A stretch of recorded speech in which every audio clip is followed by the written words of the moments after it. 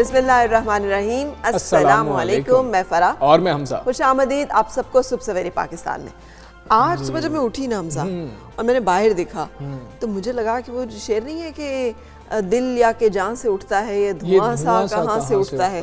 मुझे लगा धुआं है हर तरफ, क्योंकि फॉग तो हो नहीं सकती। अच्छा, मुझे भी स्मोग लग रही थी वैसे। अच्छा, आपको स्मोग लगी? मुझे स्मोग लगी जिस वक्त मैं निकला, मुझे लगा कि आज स्मोग है, क्योंकि वो कुछ टुकड़ों में मुझे नजर आई कि यार टुकड़ों में है, लेकिन वो फोग वाला जो टच था ना वो मुझे नजर नहीं आया। लेकिन मोटरवे को बंद कर दिया गया था और वो लिखा हुआ था कि धुंध की वजह से बंद कर दिया उन्होंने। हमें बताया स्मॉगी है, जाहिर है इतनी आलूदगी हमने मचाई हुई है। कल लाहौर जो है आलूदा तरीन शहरों की लिस्ट में सरे फहरिस्त था। ये फिर स्मोग ही है। हाँ, तो कल की अगर आप एयर क्वालिटी इंडेक्स देखें तो उसके मुताबिक तो फिर ये स्मॉग ही है, जो कि हमें सुबह सुबह, और उसकी वजह से गला भी खराब हो रहा है और मेरा भी गला खराब हो रहा है, जुकाम हो रहा है, दूर हो रहे हैं। हम कोशिश कर रहे हैं कि जरा जो है ना एहतियात करें, कोशिश कर रहे हैं। फरा भी बहुत कोशिश कर रही है वैसे। हाँ, वैसे मैं तो बहुत कोशिश करती हूँ जो जिनको हो उनसे दूर रहें, और अगर खुद आपको हो जाए तो फिर आप भी दूर रहें। हाँ। आप भी दूर रहें। लेकिन जब मैं ट्रैवल कर रही थी संडे वाली नाइट को भी बहुत ज्यादा पैचेस थे, जिसे कहते हैं ना धुंध के पैचेस थे। अच्छा। शेखुपुरा और लाहौर के दरमियान।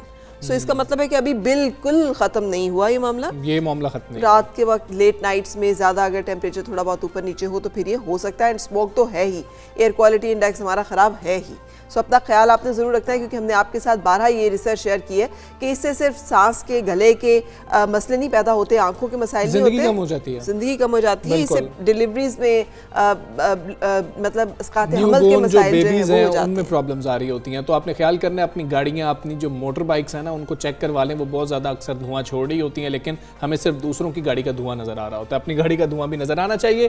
तो आप अपना ख्याल रखें, लोगों का भी ख्याल रखें। सिर्फ चंद एक चीज़ें हैं जो हम ठीक कर सकते हैं वो तो ठीक करें, हम वो भी ठीक नहीं करते हैं। खैर, बहुत आम मामले हैं, सब पे बात करेंगे। लेकिन सबसे पहले तो अच्छी बात यह है कि पाकिस्तान ने 18 साल बाद तारीख रकम कर दिया। बेहतरीन मैच था, बेहतरीन बॉलिंग थी हसन अली की जानिब से। शाहीन ने भी बहुत अच्छी बॉलिंग की दूसरे एंड से। कहा था ना मैंने आपको कि हसन अली जो है कीप आई फॉर हिम, इसलिए कि he'll turn around। हाँ, ये मैच टर्न अराउंड करने की एबिलिटी किया उन्होंने। 10 विकेटें ली मैच के अंदर और बेहतरीन बॉलिंग थी, क्या बात है। और हसन अली ने तो खासा बना लिया अपना 2 विकेटें इकट्ठी लेने का। हाँ।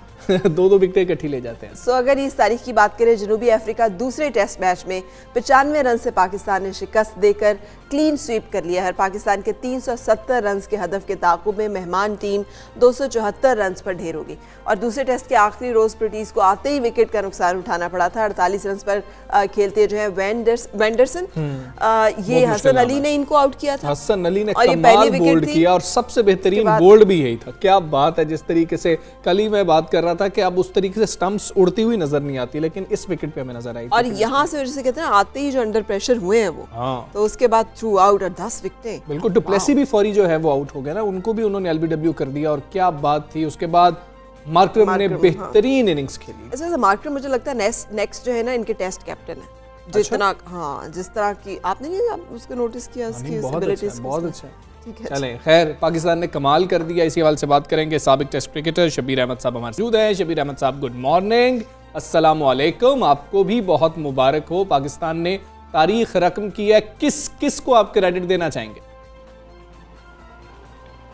वालेकुम सलाम। पहले तो सारे पाकिस्तान को मुबारक हो इस जीत का, कि पहली होम सीरीज हो रही थी। होम सीरीज तो पहले दुबई और शारजा में होती रही है, लेकिन यहाँ पे जो मुल्क में हुई है उसका बड़ा फायदा हुआ पाकिस्तान को। और वाइट वॉश भी किया जनूबी अफ्रीका को, तो ये डबल खुशी कह सकते हैं आप। और आगे जो क्रिकेट होगी तो उसको ज्यादा फायदा होगा। बिल्कुल सही। हम तो एक्साइटेड हैं हसन अली के कमबैक से। बहुत ही अच्छा लगा कि हसन अली ने जितना अच्छा जो है परफॉर्म किया और साबित किया कि वो वापस आने की एबिलिटी रखते हैं। आपको कैसा लगा और आपका इस पे क्या कमेंट है? देखिए, उन्होंने पहले तो डोमेस्टिक फर्स्ट क्लास क्रिकेट खेल के उसमें परफॉर्म किया और अपनी जो फिटनेस का मसला था वो भी वहां पे कवर किया और कम बैक किया। और उससे उसका भी फायदा हुआ। और फिर जब आगे खेले हैं पाकिस्तान की तरफ से और आउट किए हैं, 10 आउट इसमें किए हैं, हालांकि पहले मैच में उनसे इतने आउट नहीं हुए, तो बड़ी बातें भी लोगों ने की है। तो मैंने बल्कि उस पर ट्वीट किया कि वो अभी कम बैक कर रहा है, उसको थोड़ा 1-2 मैच दें ताकि वो दोबारा अपनी उस फॉर्म में आए और वो अपने अच्छी जो कारकर्दगी पीछे आईसीसी चैंपियन ट्रॉफी में दिखाई, वो उस पर दोबारा अपने रिदम में आएंगे तो वो दिखाएंगे। और उन्होंने इस मैच में कम बैक किया और अच्छा उसमें उन्होंने बॉलिंग भी अच्छी की। और खास तौर पे जो पिच इन्होंने बनाई थी, पाकिस्तान ने बनाई, तो इन्होंने स्पिन ट्रैक था, लेकिन उस पिच ने बड़ा फायदा दिया फास्ट बॉलर को, जिसमें स्किट भी हुआ और साथ रिवर्स स्विंग भी हुआ, जिसका भरपूर फायदा उठाया हसन अली ने। इवन के उनके जो नौकिया, उन्होंने ही पहली इनिंग्स में 5 आउट किए हैं फास्ट बॉलर ने। हालांकि उम्मीद तो हम सब यही कर रहे थे कि स्पिन पिच होगा और स्पिनर ज्यादा आउट करेंगे। अच्छा, मामला यही है कि हमारा एक जो है ना, हमें लगता था कि बैट्समैन कहीं पे अटक जाता था और उसने कुछ स्कोर किया, कोशिश करते रहे, लेकिन वो टीम परफॉर्मेंस नजर नहीं आई। ओपनर्स बिल्कुल नाकाम रहे हमारे। उसके वजह क्या आपके ख्याल में ओपनर्स हमारे ना चलने की? आप क्या उसका अच्छा, मुझे ये लगता है कि ऐसे ओपनर्स को जगह देनी चाहिए थी जो डोमेस्टिक के अंदर बहुत ज्यादा स्कोर कर रहे हो। इन पिचेस पर वो सबसे ज्यादा खेलते रहे। हमने नुमान को भी देखा, जब वो बॉल डाल रहे थे उनको जरा ज्यादा आइडिया था, यासिर शाह से भी ज्यादा आइडिया था कि इस पिच पर मुझे कैसे बॉल करना चाहिए। तो अगर डोमेस्टिक में अच्छा स्कोर करने वालों को, कामरान गुलाम ने इतना ज्यादा स्कोर किया हुआ था, उनको भी एक जगह दे दी जाती तो शायद वो भी अच्छा स्कोर करने में कामयाब हो जाते। लेकिन जो कुछ भी है, जब कोई कामयाबी हासिल हो जाती है तो बहुत सारी खामियां और नाकामियां उसके पीछे छुप जाती हैं। शबीर साहब, ये जो हमारा ओपनिंग पेयर नहीं चल पा रहा, आप इस मसले को कैसे देखते हैं? और आपके ख्याल में क्या इसी तरह से कॉम्पनसेट होता रहेगा कि कभी बॉलर्स उसे कवर अप कर ले, कभी मिडिल ऑर्डर हमारा जो है वो परफॉर्म कर जाए, लेकिन हमें टॉप ऑर्डर का जो क्राइसिस है उसको कैसे हैंडल करना चाहिए? देखिए, हमारे डोमेस्टिक क्रिकेट में बड़े लड़कों ने परफॉर्मेंस दी है इस साल भी। आप उठाएं गुलाम वो है लड़का, और कामरान गुलाम है, तो आप इन लड़कों को चांस दें। और इवन के आबद अली अच्छा उसने पहले परफॉर्म किया, अभी आप उसकी पिछले 18-19 से इनिंग्स देख के उसकी वो परफॉर्मेंस नहीं है, उसको आप वापस डोमेस्टिक में भेजें ताकि वहां पे वो परफॉर्म करे, उसका कॉन्फिडेंस बहाल हो, रन्स करेगा तो वो लाजमी सी बात है, उसके ऊपर प्रेशर भी कम होगा। तो हम उसे लगातार चांस गलत दे रहे हैं, उसको थोड़ा सा रोक लेते और नए लड़के को खिला देते तो एक तो दूसरी टीम को उसका इतना पता नहीं होता कि ये कहाँ पे इसका कोई वीक पॉइंट है, तो वो बेहतर परफॉर्मेंस दे सकता था और उस परफॉर्मेंस में वो आगे भी चल सकता था। और हमें काफी ज्यादा जो पहले 3 बैट्समैन जो 20 रन में आउट हो जाते हैं, वो प्रॉब्लम ना होती। और उसमें अगर हमें एक स्टैंड मिल जाए 80-90 रन का शुरू में, तो मेरा ख्याल है टीम की परफॉर्मेंस और बेहतर हो सकती थी।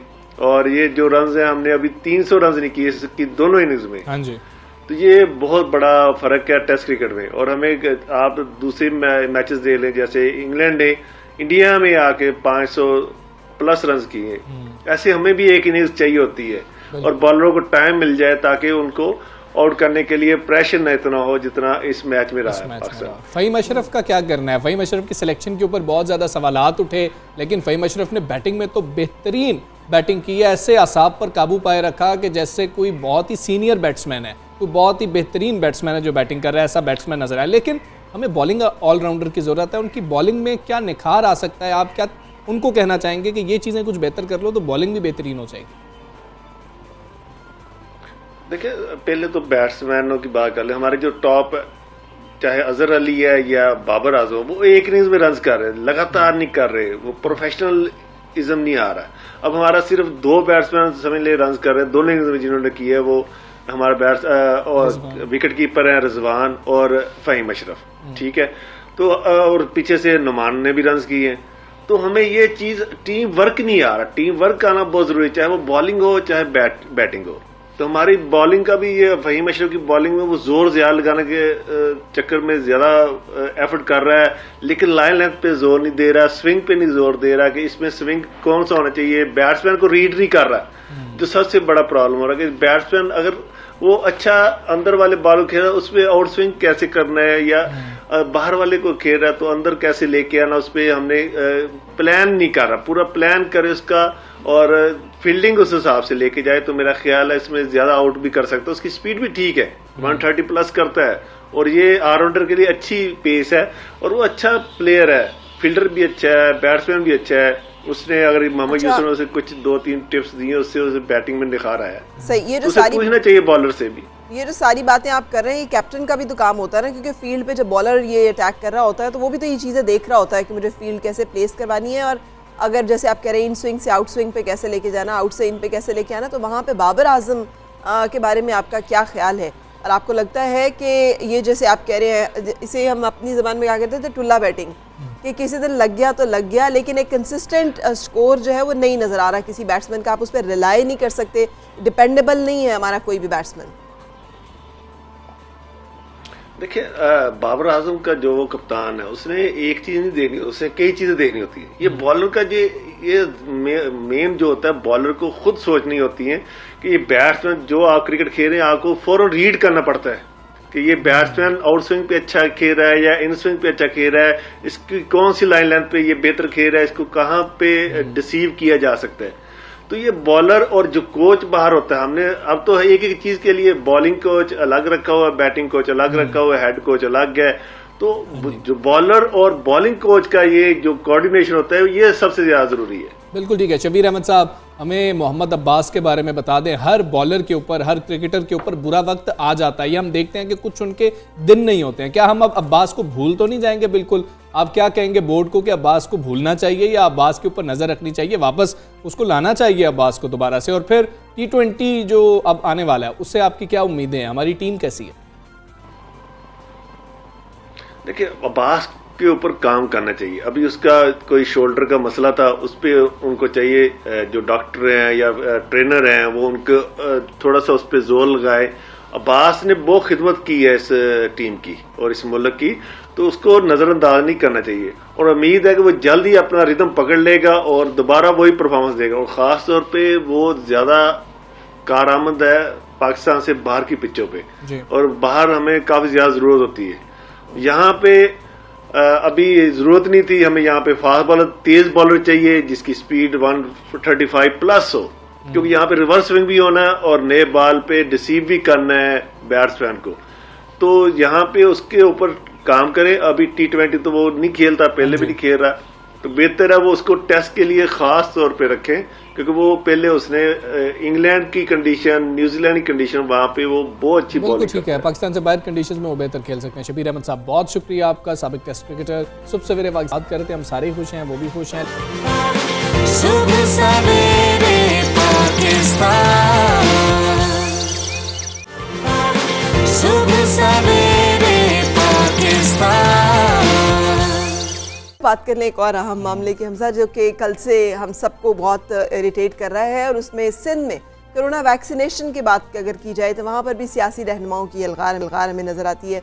नून लीग के रहनुमा मोहम्मद ज़ुबैर के अहले खाना को वैक्सीन लगाने के इल्ज़ाम पर डिप्टी डिस्ट्रिक्ट हेल्थ ऑफिसर को ओहदे से हटा दिया गया, और ये एक अहम मामला है। अगर इस तरह से हो कि मंगवाई तो जाए, चीन ने दिए तोहफतन पाकिस्तान को कि आप अपने फ्रंट लाइन वर्कर्स को जो है इससे कवर करें, और वो तोहफतन मिली हुई जो वैक्सीन है, अगर उसमें भी एम्बेजलमेंट्स हों और उसमें भी वो बजाय इनके कि वो हेल्थ वर्कर्स को लगाई जाए, वो अपने अहले खाना को और अपने लोगों को लगवा ली जाए, तो फिर तो यहाँ पे बहुत बुरा सूरत हाल होगी। बिल्कुल ऐसे ही है। और फिर वो आप पे भरोसा क्यों करेंगे? आप ये भी तो देखें, वो कहेंगे कि जी आपका तो जिसको दिल करता है आप लगवा लेते हैं, तो ये लोग तो वैसे भी अफोर्ड कर सकते हैं, टिकट ले सकते हैं, टिकट लेके बाहर जा सकते हैं, जाके कहीं पर भी लगवा सकते हैं। तो उन लोगों को लगनी चाहिए जिन्होंने इतना ज्यादा काम किया। महकमा सेहत सिंध ने 3 रुकनी वैक्सीन ऑडिट कमेटी भी कायम कर दी है, जो हफ्तावार रिपोर्ट वजीर सेहत सिंध को पेश करेगी। पता नहीं पहले ये क्यों नहीं किया गया, क्या आपको मालूम नहीं था? पहले तो हम ये देख रहे थे कि बड़ा खतरा है, बड़ी सिक्योरिटी के अंदर वैक्सीन को इधर से उधर मुंतकिल किया जा रहा है, तो ये चीजें तो पहले होनी चाहिए थी। और हमजा वैक्सीन आ गई, उसके टाइम के बाद शुरू हुआ है ये लगना, ये प्रोसेस, ये नहीं है कि फौरी तौर पे शुरू हो गया। हम तैयार भी नहीं थे। मैंने उस दिन बताया है कि जब यूके में लैंड करती है फाइजर की वैक्सीन, जिसका टाइम ये है कि उसको 3 दिन के अंदर आपने वो सारे गैग्स जो लगाने होते हैं, तो लोग लाइन बनाकर पहले से स्लीव्स भी ऊपर करने का टाइम नहीं वो वेस्ट करते, वो इतनी तेजी के साथ शॉट्स जो है लगाते हैं, क्योंकि एक दिन में उन्हें हजारों की तादाद में वैक्सीन जो है वो लगानी होती है, ताकि वो जो टाइम पीरियड है उसके अंदर लगाए जाए। तो हमारे यहाँ सिस्टम जो है वो मुसलसल नज़र आ रहा है कि जैसे तैयार नहीं है, और अगर तैयार है तो फिर उसमें बहुत सारी ऐसी करप्शन या बहुत सारी ऐसी खामियां। सवाल देखें ना कि क्या इस पे उठते हैं, वो ये उठते हैं कि आपने हमें बताया था 2.5 लाख जो हेल्थ वर्कर्स हैं वो रजिस्टर, मतलब 4 लाख रजिस्टर हो चुके हैं, हम सिर्फ 2.5 लाख को लगा सकते हैं, और 2.5 लाख को लगाएंगे तो जो 5,000 हमें डोजेज आई, 5 लाख जो डोजेज आई थी वो मुकम्मल हो जाएंगी। अब अगर अंदर ऐसे लोगों को लग रहा है तो उन 2.5 लाख को यानी कि नहीं लग रही है, नहीं लग रहा, तो फिर फ्रंट पे उन्होंने जाना है, डील उन्होंने करना है मुसलसल कोविड के साथ। सो ये एक लम्हा फिक्रिया है। इस हवाले से बातचीत करेंगे साबिक मुआविन खुसूसी सेहत जफर मिर्ज़ा साहब हमारे साथ हैं। अस्सलाम वालेकुम मिर्ज़ा साहब, आपने पाकिस्तान में भी और दुनिया के बहुत सारे हेल्थ एडमिनिस्ट्रेशन के जो इश्यूज़ हैं वहाँ पे मैनेज किया हुआ है। बताइएगा, सिंध में जिस तरह से VIPs को जो है आउट ऑफ टर्न वैक्सीन लगवा रहे हैं या उन्हें बिल्कुल सिस्टम को चीट करके लगा रहे हैं, ये किस चीज़ की निशानदेही है? दुनिया में भी क्या इसी तरह से होता है? अब पूरी दुनिया में वैक्सीन लग रही हैं। देखें जी, बात यह है कि हम एक हेल्थ इमरजेंसी में हैं और इसमें हमारी जो तरजीहात हैं वैक्सीनेशन के हवाले से वो बड़ी क्लियर होनी चाहिए। और मुझे बड़ी तकलीफ़ हुई है ये सुन के और पढ़ के आज अखबार में कि बाज़ जगहों पे सिंध के हवाले से ये चूँकि ख़बर थी तो इसलिए सिंध का हवाला है कि यहाँ पे VIPs और जो मुक़्तदर हल्के हैं उनके जो लवाहकीन हैं, उनके जो फैमिलीज़ हैं, उनको ये वैक्सीन लग रही है, जबकि गवर्नमेंट की पॉलिसी बड़ी क्लियर थी NCOC में कि पहले मरहले में हेल्थ वर्कर्स और ख़ास तौर पे जो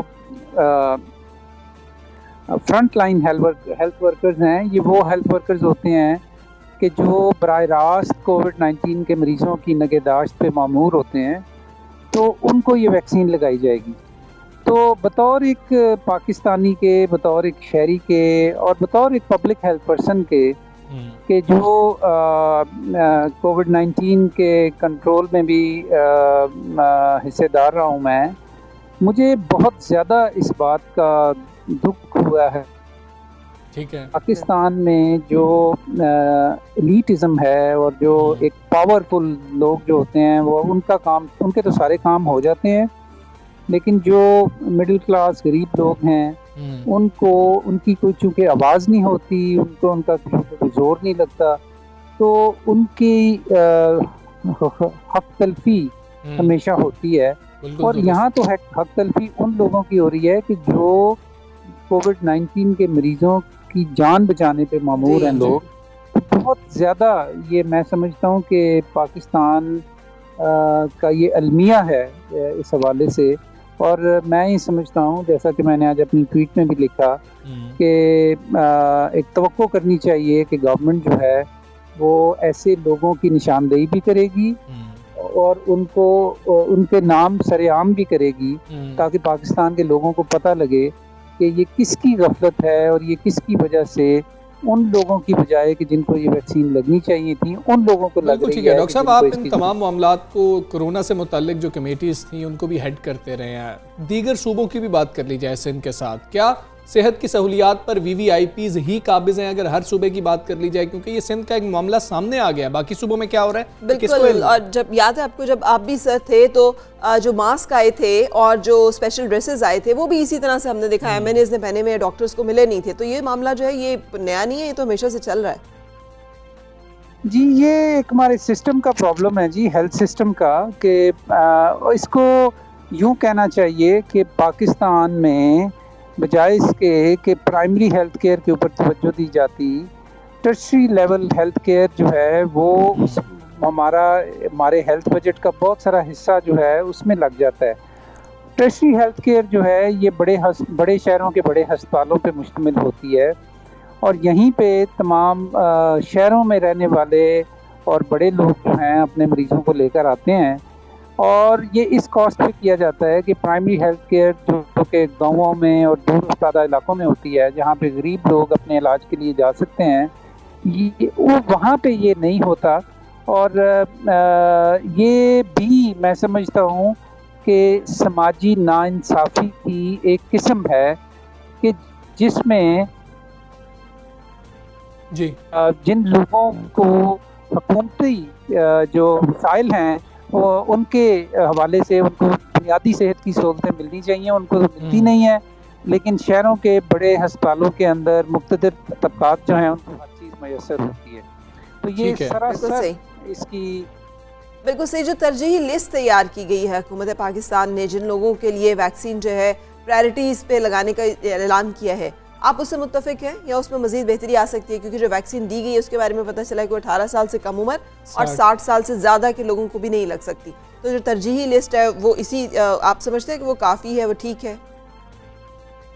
जी, मैं इसमें बिल्कुल मुत्तफिक हूँ और मैं समझता हूँ कि ये बिल्कुल सोचा समझा मंसूबा है जिसमें काफ़ी सोच विचार की गई है और ये बहुत ज़्यादा मुख्तलिफ नहीं है दूसरे मुल्कों की निस्बत, कि जहाँ पे सबसे पहले जो फ्रंट लाइन हेल्थ वर्कर्स हैं कोविड-19 की जो पेशेंट्स को जो मैनेज करते हैं, और वो इसका मतलब सिर्फ डॉक्टर्स नहीं बल्कि डॉक्टर्स, नर्सेज, पैरामेडिक्स और इवन जो सफाई पे मामूर हैं उन अस्पतालों के वार्ड्स की, उनको तरजीही बुनियादों पे लगनी चाहिए। जब उन सबको लग जाए तो उसके बाद ठीक है। डॉक्टर ज़फ़र मिर्ज़ा साहब, बहुत शुक्रिया आपका। सुबह सवेरे पाकिस्तान से आप बात कर रहे थे, बहुत ही अहम मामला है, हुकूमत इसमें किरदार अदा कर सकती है। डॉक्टर नौशीन अहमद साहब हमारे साथ मौजूद हैं। डॉक्टर नौशीन अहमद साहब अस्सलाम वालेकुम, गुड मॉर्निंग। ये वैक्सीन का मामला है, अब VVIPs लगा रहे हैं, कुछ चीज़ हमारे सामने आ गई है, इसके ऊपर क्या अब हमें कानून साजी करने की ज़रूरत है कि जो लोग लगाएंगे उनके खिलाफ ये कार्रवाई की जाएगी? पाकिस्तान में तो ये कल्चर है, हमें मालूम था, लेकिन इसको तो बहुत ट्रांसपेरेंट होना चाहिए था।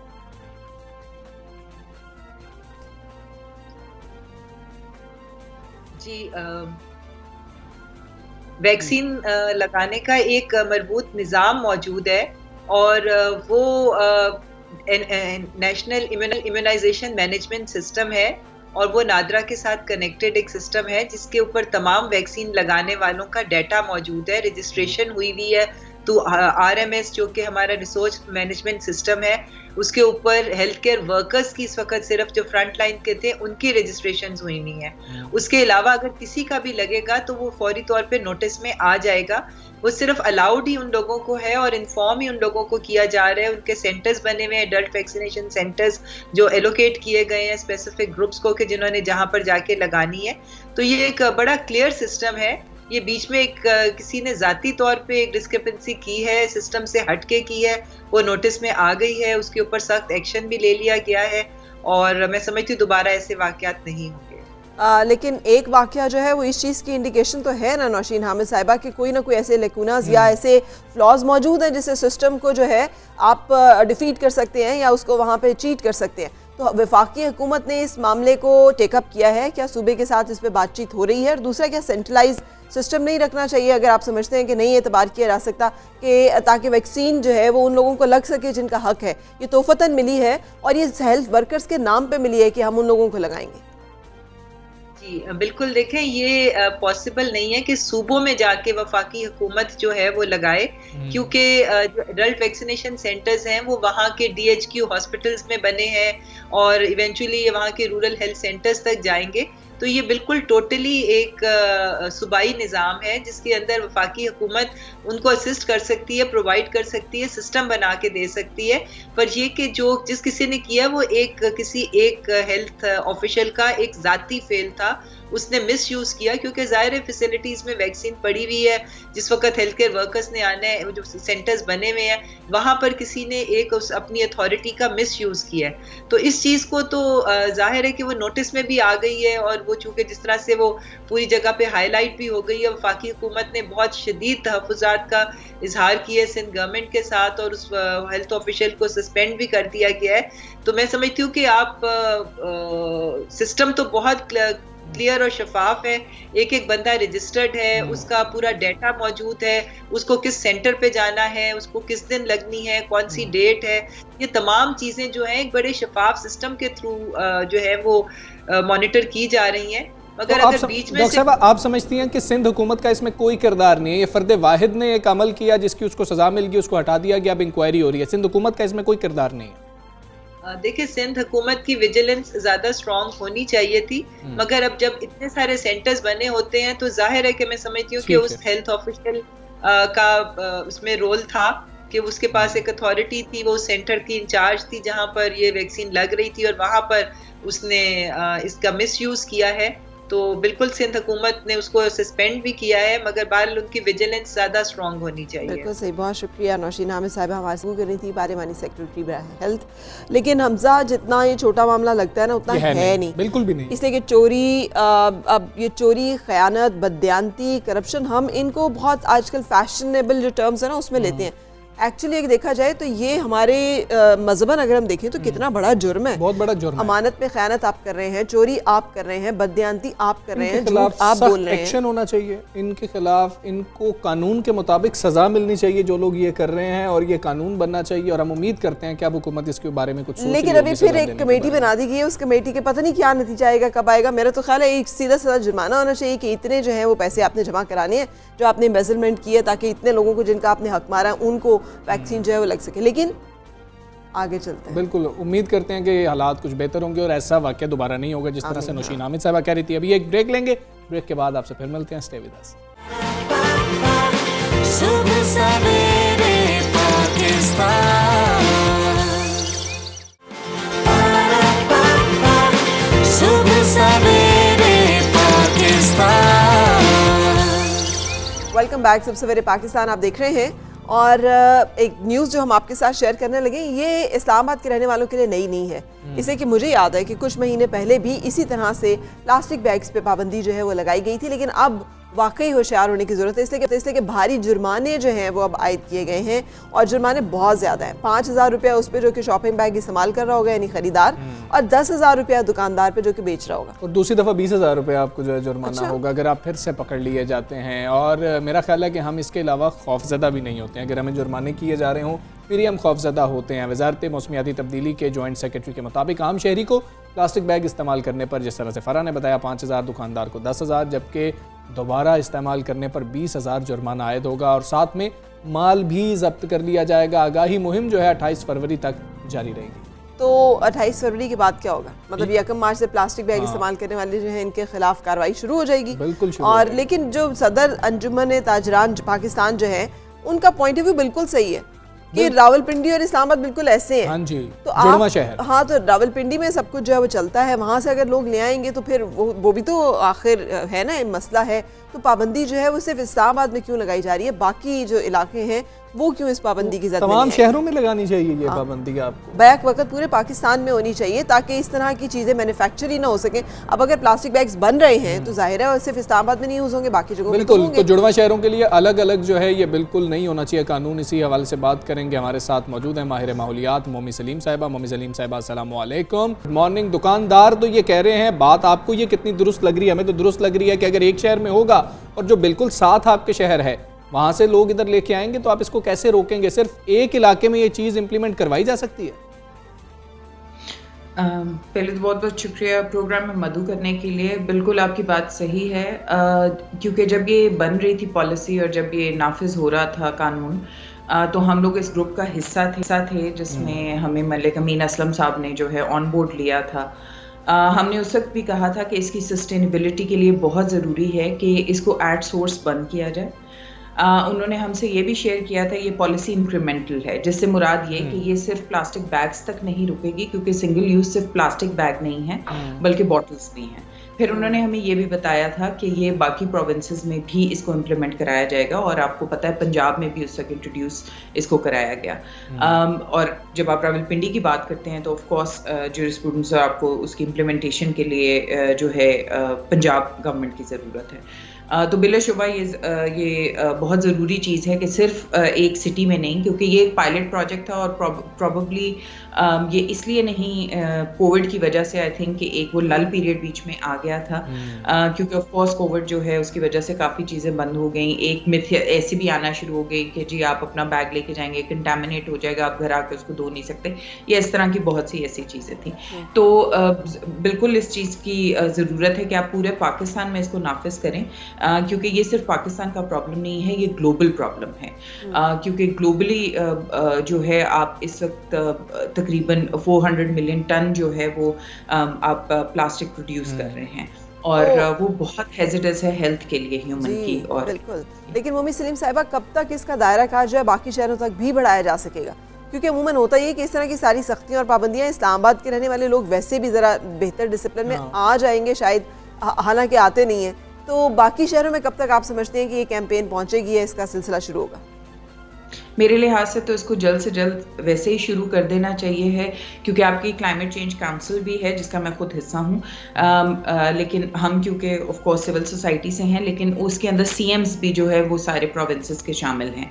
तो मेरे लिहाज से जल्द उसकी एक मीटिंग कॉल करके सारे प्रोविंसेस को ऑन बोर्ड लेना चाहिए। ऑल्दो क्लाइमेट चेंज के साथ इसका डायरेक्ट कनेक्शन नहीं है, मैं इस काउंसिल का इसलिए जिक्र कर रही हूँ क्योंकि ऑफ कोर्स इसको मिनिस्ट्री ऑफ क्लाइमेट चेंज ने जो है टेकअप किया है, जो पहले मिनिस्ट्री ऑफ एनवायरनमेंट किसी ज़माने में हुआ करती थी डेवोल्यूशन से पहले। और दूसरी बात फरा मैं ये कहती जाऊं कि इसको आप कितना भी नाफिज कर लें, आप देखिए रिसाइकलिंग कितनी कर सकते हैं, ये एक मिथ है। और जो आपका पेट्रोकेमिकल इंडस्ट्री है वो इसको प्रमोट कर रही है। जब तक आप इसको एड सोर्स बंद नहीं करेंगे जहां प्रोडक्शन हो रही है, तब तक आप लोगों को ज्यादा, ठीक है बिहेवियर चेंज आना चाहिए। मैं अपने खुद बैग के अंदर कितने कपड़े के थैले लेके चलती हूँ, इसलिए क्योंकि घर आके आप वो धो सकते हैं, उसको रिसाइकल मतलब आप रीयूज कर सकते हैं। लेकिन जो रिसाइकल है, आई थिंक प्लास्टिक की रिसाइकलिंग के लिए बहुत सी वीडियोस भी हमने देखा है सोशल मीडिया पे आती हैं, वो सिर्फ इसलिए आती हैं कि प्रोपेगेंडा चलाया जा सके कि ठीक है अब, क्योंकि देखिए ये है तो आपकी जो पेट्रोकेमिकल इंडस्ट्री उसका वेस्ट है जिसको हम यूज करके अपने लिए जो है पैकेजिंग और बाकी चीजें करें।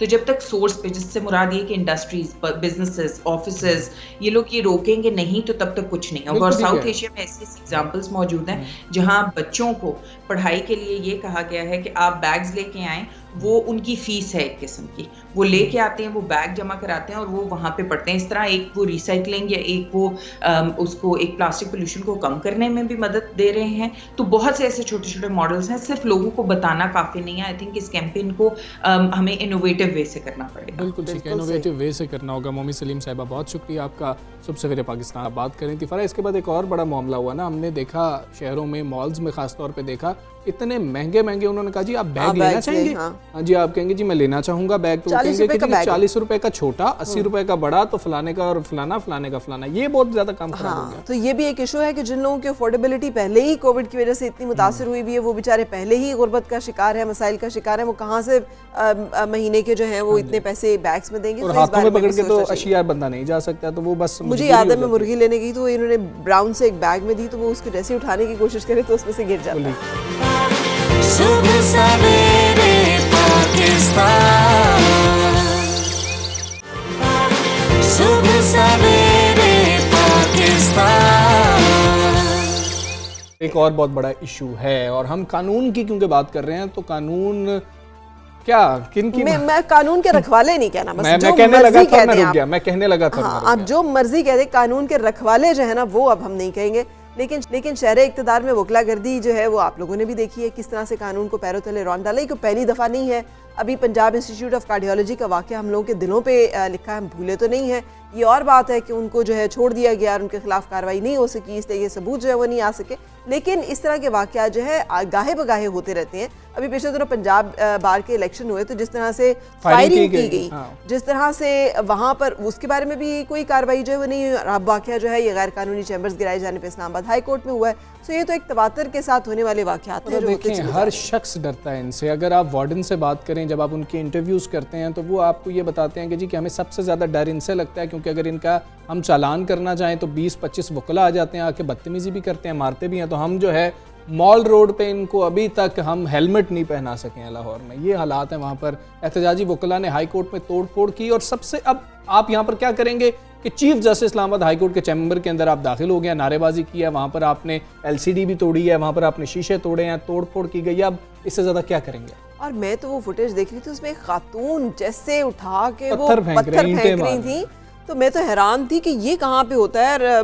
मतलब ये एक बहुत काला धब्बा है जो कि इस कानून के चेहरे पे लगा है, और हमारे यहाँ पर जुडिशरी सिस्टम को इस मामले को देखना पड़ेगा कि इस पे कैसे बेहतरी लाई जा सकती है। यकीनन अच्छे वकला मौजूद हैं जो इस चीज़ की, मैं देखता हूँ सोशल मीडिया के ऊपर वो मजम्मत कर रहे होते हैं, लेकिन ये अमूमी रवैया है, मेजॉरिटी का रवैया ये है। मेजॉरिटी का रवैया होने की वजह से तमाम जो वकला हजरात हैं उनके ऊपर सवाल फिर वही बात आती है मॉरल वैल्यूज की। कहाँ गई हमारी वो अखलाकी वैल्यूज के? जालिम का हाथ रोकना है आपने। जालिम कौन होता है? वही होता है ना जिसको पता होता है वो ताकतवर है, जिसको पता होता है उसके पास कोई ऐसी पावर है जिसके जोर पे वो दूसरों की हक तलफी कर सकता है, उनके ऊपर चढ़ाई कर सकता है, उनके साथ ज्यादती कर सकता है। उसी का ही तो हाथ रोकना है, उसी के ही तो सामने खड़े होना है। अगर वो वकला हो या वो कोई ऐसा तबका हो, कोई ऐसा शख्स हो जो अपने पावर को मिस यूज करे, रियासत को एक्शन में आने की जरूरत है। लेकिन बात वही है कि लोग मतलब एक SHO डर रहा होता है इनके खिलाफ मुकदमा काटते हुए, पर्चा काटते हुए कि जी के जाना हमने अदालतों में, वहाँ पर फिर हमारे साथ यही मामला होते हैं और इनको रोकने वाला वहाँ पर कोई नहीं होता। फरा मैं कानून का तालिब इल्म हूँ, मैंने भी लॉ किया हुआ है, मुझे शर्म आती है जब काले कोट वाले ऐसा कर रहे हो। मुझे तो वैसे बहसियत इंसान ही शर्म आती है कि वो कौन से घर हैं जिनमें से ये वाले लोग जो है वो पैदा होते हैं और निकलते हैं, जो किसी भी इंसान या रियासत या हुकूमत उनको बेसिक कोर वैल्यूज़ नहीं सिखा। हमसे जो सबसे एंड पे जो बात आती है ना, वो माँ बाप की तरबियत पर ही आती है कि उन्होंने आपको ये सिखाया कि आपने कानून का एहतराम करना है, उन्होंने आपको ये बताया कि आपने सच बोलना है, उन्होंने आपको ये सिखाया कि बेटे या बच्चे किसी के साथ ज्यादती नहीं करनी, कल को आप हकूक गजब करने वाले लोगों में ज्यादती समझते ही नहीं है। तो यही बात है ना कि वो तो वैल्यूज जो है उसका जो खात्मा है ये बहुत अफसोसनाक है। और ये फिर यहाँ से शुरू होता है घर से एंड स्टेट लेवल पे चला जाता है कि हम हर एक ज्यादती, गलती, कोताही के ऊपर आंखें बंद करते हैं। माँ बाप भी आंखें बंद करते हैं, असातिज़ा भी आंखें बंद करते हैं, इदारे भी आंखें बंद करते हैं, रियासत भी आंखें बंद करती है। और इस तरह से फिर PIC में पुलिस वैन को आग लगाई गई, सब कुछ सामने आ गया, क्या हुआ उसके ऊपर? कुछ नहीं हुआ। बार्स जो हैं वो सपोर्ट कर रही होती हैं और वो पीछे से कोई मामलात नहीं होते, आप फूल ले दे के जो है मामला जो है तय कर लेते हैं। खैर, इसके ऊपर कोई सख्त एक्शन होना चाहिए और हुकूमत को चाहिए कि आप इसके ऊपर एक्शन ले और ये मामला ख़त्म होना चाहिए। हर शख्स डरता है, हर शख्स डरता है कि आप आगे पता नहीं क्या कर देंगे। बिल्कुल सही। सो ये बहुत इम्पोर्टेंट है, ये हमारे मुआशरे की वो जिसे कहते हैं कैंसर्स हैं जिनकी इलामात जाहिर होती हैं इस तरह से मुख्तलिफ इवेंट्स के जरिए। कोई छोटे मोटे इक्का दुक्का वाक़यात नहीं है, ये बहुत बड़े मसाइल की एक्चुअली टिप ऑफ आइसबर्ग हैं जो कि हम देखते हैं। आप इनके इलेक्शंस देख लें, आप सेनेट इलेक्शन को भूल जाएंगे कि उसके अंदर क्या होता है। खैर, आगे चलते हैं और बात करते हैं कि लेकिन सियासी पार्टियां जिम्मेदार है ना फिर कि वहाँ पर वो सब जोड़ तोड़ जो हो रहा होता है और जो सब ब्लॉक्स बन रहे होते हैं। अब चलें आगे बढ़ते हैं। बहुत हम लोग जो है ना थोड़ा सा गुस्से में आ गए थे, तो मेगा स्पोर्ट इवेंट की बात कर लेते हैं जो कि चोलिस्तान जीप रैली है। आप सब इससे वाकिफ हैं, जिसका मैदान अब बिल्कुल सजने को तैयार है। 11 से 14 फरवरी तक चोलिस्तान जीप रैली का इनेकाद होने जा रहा है। अरे मुझे इसमें बहुत अच्छा लगता है जब खवातीन भी इसमें शामिल होती हैं और ना सिर्फ शामिल होती हैं बल्कि जीतती भी हैं। तो अब तक तकरीबन 100 गाड़ियों की रजिस्ट्रेशन हो चुकी है। अगर आपको भी दिलचस्पी है और आप भी शामिल होना चाहते हैं तो आई थिंक अभी देर नहीं हुई, आप भी शामिल हो सकते हैं। सो हमारे नुमाइंदे अमजद ऐवान भी इस वक्त जो है मौजूद है चोलिस्तान में। मजीद सूरत हाल जो है वो उनसे जानते हैं। तो अमजद, क्या ट्रैक है, कैसी तैयारी है, कितने किलोमीटर का ट्रैक है ये? हाँ जी बिल्कुल, अगर बात की जाए बहावलपुर चोलिस्तान जीप रैली की तो 11, 12, 13 और 14 फरवरी को ये प्रोग्राम होने जा रहा है चोलिस्तान के अंदर। मैं इस वक्त मौजूद हूँ डीप चोलिस्तान के अंदर, जहाँ से स्टार्टिंग पॉइंट लिया जाएगा उससे तकरीबन 65 किलोमीटर दूर मैं डीप चोलिस्तान के अंदर मौजूद हूँ। मेरे साथ इस वक्त मौजूद हैं नुमाइंदे चोलिस्तान डेवलपमेंट अथॉरिटी के, उनसे बात करते हैं कि ट्रैक की क्या सूरत हाल है इस वक्त। जी बताइएगा। इस ट्रैक के ऊपर जो है ना गाड़ियाँ दौड़ेंगी, स्टॉक कैटेगरी की गाड़ी दौड़ेगी, प्रीपेयर की गाड़ी दौड़ेगी और उससे हट के ख़वातीन की जो कैटेगरी है उस ख़वातीन की कैटेगरी वाली गाड़ी भी इसी ट्रैक पे दौड़ेगी। मेरे साथ मौजूद हैं TDCP के नुमाइंदे, उनसे बात करेंगे कि क्या GPRS रखा गया और इस वक्त एरोज लगाए जा रहे हैं नहीं। जी अब यहाँ पे हम ये पूरा जायज़ा ले रहे हैं, इंडिकेट कर रहे हैं कि कहाँ कहाँ पे हमने OP लगानी है, जिसे हम ऑब्जर्वेशन पोस्ट कहते हैं, जहाँ पे हमारा वायरलेस सिस्टम इंस्टॉल होगा जो कि तमाम गाड़ियों की इंफॉर्मेशन कंट्रोल सेंटर पे देगा जो कि दिलवश में होगा। ट्रैक की बाकायदा पूरी रैकी की जा रही है। दूसरी जानिब इस ट्रैक के करीब जो लाइव स्टॉक है उनको भी मुतनब्बे कर दिया गया है कि ताकि वो अपने जानवर जो हैं वो इस ट्रैक से दूर रखें। पिछले साल भी एक हादसा हुआ, इस बार जो है वो देखा जाएगा 14 फरवरी को कि कौन जीत पाता है ये चोलिस्तान की जीप रैली। दूसरी जानिब अगर बात की जाए यहाँ पर सिक्योरिटी के हवाले से तो बाकायदा सिक्योरिटी के भी इदारे यहाँ पर मौजूद होंगे और गैर मुल्की जो नुमाइंदे हैं वो भी इस जीप रैली का हिस्सा होंगे और यहाँ पर पहुँचेंगे। बहुत शुक्रिया आपका, आप हमें बता रहे थे इस रैली के हवाले से और ये रैली बहुत मशहूर है और हर एक का मेरा तो ख्वाब है कि ये रैली के भी जाके मैं अटेंड भी करूँ। अटेंड करूँ, पार्टिसिपेट करूँ? मैं तो पार्टिसिपेट करने का सोची। क्यों? आप ऐसा चला लेती हैं ऐसी हाँ, गाड़ी बेहतरीन किस्म की। आपकी गलतफहमी है, यानी कि आगे पीछे नहीं आना आपकी गाड़ी के। हाँ, एडवेंचर के जितने मामला हैं मुझे बहुत अच्छे लगते हैं। और UAE अगर आप जाए ना तो वहाँ पर तो आपको बाकायदा सैंड ड्यून्स में लेके जाते हैं और वो बड़ा ही थ्रिलिंग एक जर्नी। चलें जी, हम इसका इंतजार करें इस जीप रैली का भी। हम एक ब्रेक ले लेते हैं, ब्रेक के बाद आपसे फिर सुबह सवेरे पाकिस्तान, सुबह सवेरे पाकिस्तान। Welcome back. आप सब सवेरे पाकिस्तान देख रहे हैं और एक नजर डालेंगे टॉप स्टोरीज पर। छोटे डैम बड़े फायदे, पंजाब हुकूमत का एक और इनकलाबी इकदाम। छोटे और दरमियाने डैम बनाने के लिए महकमा आबपाशी और नेस्पाक में मुआहिदा। डैम की तामीर का पायलट प्रोजेक्ट इसी साल जून में शुरू होगा। डैम्स में मंगला तरबेला के बाद सबसे ज़्यादा पानी ज़खीरा किया जा सकेगा। 2 लाख से ज़ायद एकड़ अराजी सैराब हो सकेगी।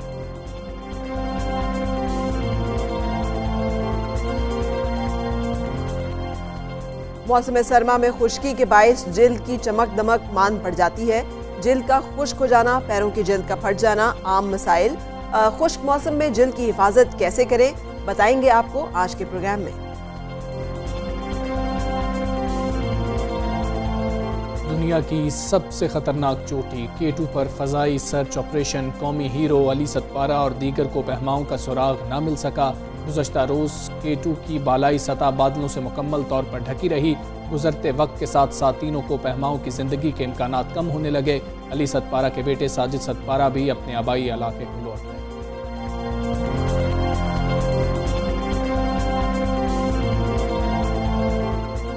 ज़राअत के शोबे की मुल्की मईशत में रीढ़ की हड्डी की हैसियत।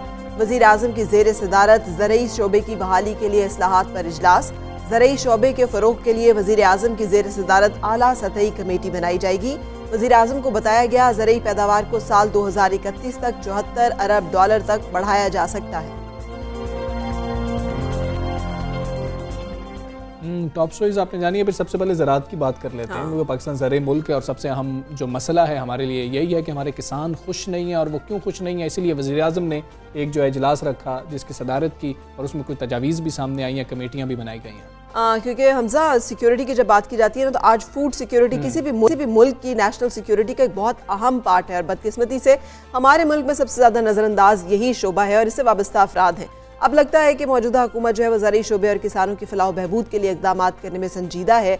इसलिए गुज़िश्ता रोज़ वज़ीर आज़म इमरान खान की ज़ेर सदारत मुल्क के ज़रई शोबे की बहाली के हवाले से इस्लाहात पर जायज़ा इजलास हुआ, जिसमें ये फैसला किया गया है कि ज़रई शोबे के फ़रोग़ के हवाले से वज़ीर आज़म की ज़ेर सदारत आला सतही कमेटी बनाई जाएगी। बिल्कुल ऐसे ही है। और कमेटी वफाकी और सूबाई हुकूमतों के नुमाइंदगान, निजी शोबे और माहिरीन पर मुश्तमिल होगी। कमेटी एग्रीकल्चर ट्रांसफॉर्मेशन प्लान को हतमी शक्ल देकर वज़ीर आज़म को जो है रिपोर्ट पेश करेगी। वज़ीर आज़म को बताया जाएगा और इजलास के दौरान वज़ीर आज़म को बताया गया कि मुल्की मजमूई पैदावार में ज़रई शोबे का हिस्सा मौजूद इस्तेदाद से कम है। जितनी इस्तेदाद है उससे कम है। गंदम, चावल, मकई, कपास और गन्ने की पैदावार भी खित्ते के मुकाबले में कम है। सोमाली और तकनीकी मुआवनत की फराहमी से ज़रई पैदावार के तनासुब को साल 2031 तक $74 अरब तक बढ़ाया जा सकता है। किसानों को टारगेटेड सब्सिडी की फराहमी के लिए डिजिटल तरीक़ाकार पर तफसीली ब्रीफिंग भी दी गई। लेकिन फूड सिक्योरिटी से मुतालिक इस अहम मीटिंग में किसानों का कोई भी नुमाइंदा जो है वो मौजूद नहीं था। ये जो फैसले किए जा रहे हैं इस हवाले से इसके क्या असरात होंगे ज़राअत के शोबे के ऊपर और उससे जुड़े हुए किसानों की ज़िंदगियों के ऊपर, ये हम बातचीत करेंगे। चेयरमैन ऑल पाकिस्तान किसान इत्तेहाद महमूदुल हक बुखारी साहब हमारे साथ मौजूद हैं। अस्सलाम वालेकुम बुखारी साहब, शुक्रिया तशरीफ लाने के लिए। ये जो तमाम जिसका ऐलान जो है किया जा रहा है मौजूदा हुकूमत की तरफ से ज़रई शोबे की बहाली के लिए, आप इससे मुत्तफिक हैं? और आपका कोई नुमाइंदा क्यों नहीं मौजूद था आला सतही इस कमेटी में और मीटिंग में? कोई उम्मीद होना नहीं चाहिए? जी बिस्मिल्लाहिर्रहमानिर्रहीम। पहले तो आप दोनों का शुक्रिया। हमेशा आप ज़राअत को अहमियत देते हैं, आपका चैनल अहमियत देता है। गुजारिश ये है कि ये पहली संजीदा मीटिंग है जिसके अंदर जो है वो ये डिस्कस किया गया और ये माना गया। वज़ीर आज़म ने कल ख़ुद अपनी स्टेटमेंट में कहा कि ज़राअत के हालात कुछ अच्छे नहीं हैं। और ये बुनियादी तौर पर आप ये देखें कि गंदम हो, गन्ना हो, कपास हो या दीगर जो फसलें हैं वो क्यों दिन ब दिन तनज़्ज़ुली की तरफ जा रही हैं, उसके बेशुमार असबाब हैं।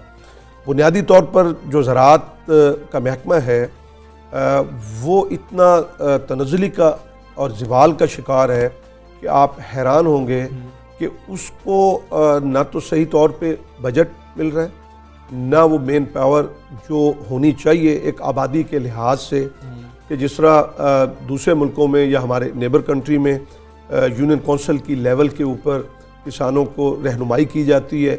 यहाँ पे एक बंदा है और वो 10 यूनियन काउंसिलों को कवर करता है। मुझे बताएं कि 10 यूनियन काउंसिलों की आप आबादी देखें और वहाँ पे कल्टीवेशन का रकबा देखें, तो ये इस तरह से मुमकिन नहीं है कि बैठ के सिर्फ बातें कर ली जाए। जब तक इसको संजीदा नहीं लिया जाएगा उस वक्त तक जो है वो हम इसी तरह ये चीज़ें देखेंगे कि हमारी जो फसलें हैं वो कमी का शिकार होती रहेंगी। आप देखें कि कॉटन अब आने वाली है, उसकी बिजाई अब शुरू होगी 2 माह के बाद, 3 माह के बाद। हमारे पास बीज नहीं है। पिछली दफ़ा क्या हुआ कि बीज बिल्कुल नहीं था और कारामद बीज नहीं था, वो जिसमें पैदावारी सलाहियत हो और मौसमी जो हालात हैं उनका मुकाबला कर सके। आप ये देखें ना कि इंडिया हमारा नेबर कंट्री है, वही मौसम वहाँ है, वही मौसम यहाँ है। अब क्या वजह है कि उनकी जो इनपुट्स हैं वो किसान को सस्ती देते हैं और फिर बीज अच्छा देते हैं जिसकी जो पैदावारी सलाहियत वो इतनी होती है। मिसाल के तौर पे अब यहाँ पे गन्ना 650 मन है 1 एकड़ में से, तो वहाँ 2500 मन है 1 एकड़ में से। आप हैरान होंगे, इतने फ़र्क है। गंदम यहाँ पे आप देखें कि 40 मन एकड़ की है और वहाँ पे 80 मन तक है, और यहाँ पे आप देखें कि कॉटन जो है वो 18 और 20 मन है। ये अलमिया है, वाइट गोल्ड है, कोई उस पर तवज्जो नहीं देगी। और ये पिछली हुकूमतों का ही मैं शाखसाना कहूँगा। ये हुकूमत अब जो है वो 2.5 साल गुजर गए हैं, तो अब ये तवक्को हम कर रहे हैं कि शायद इस तरफ तवज्जो दी जाए। अभी मुतमईन नहीं है हम, मुतमईन नहीं है। पैदावार कम है इस तादाद से, लेकिन इसमें किसानों का भी तो कसूर है। किसान क्यों नहीं, अब बच्चों को एग्रीकल्चर यूनिवर्सिटी से आप पढ़ाते हैं, फिर जो नए तौर तरीके हैं वो क्यों नहीं लाए जाते हैं उनकी जानिब से? जी हाँ हमजा, आप देखें ना, किसान के बस के अंदर है मेहनत करना।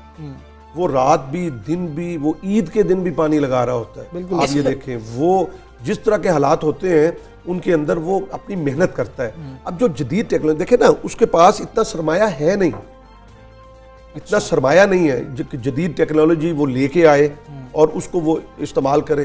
पुराने जो तरीक़ेकार वही इस्तेमाल हो रहे हैं। अब फिर आप देखें कि रिसर्च बिल्कुल ना होने के बराबर है। आज तक क्यों एक अच्छा बीज क्यों तैयार नहीं किया गया है काटन का, और बाहर जो है वो बीज की जो है वो 100% है, जो है वो पैदावार भाई ये देगा, ये उगेगा, लेकिन हमारे यहाँ जो है वो 60% भी नहीं होता। तो ये चीज़ें बहुत सी हैं। फिर मेरे पास इतनी सकत नहीं है, इतना पैसा नहीं है कि मैं सही तौर पर, अब खाद आप देखें DAP अक्टूबर में 3700 था हमजा रेट, पर आप देखें कि अब जो है उसका रेट आपको मालूम है क्या है?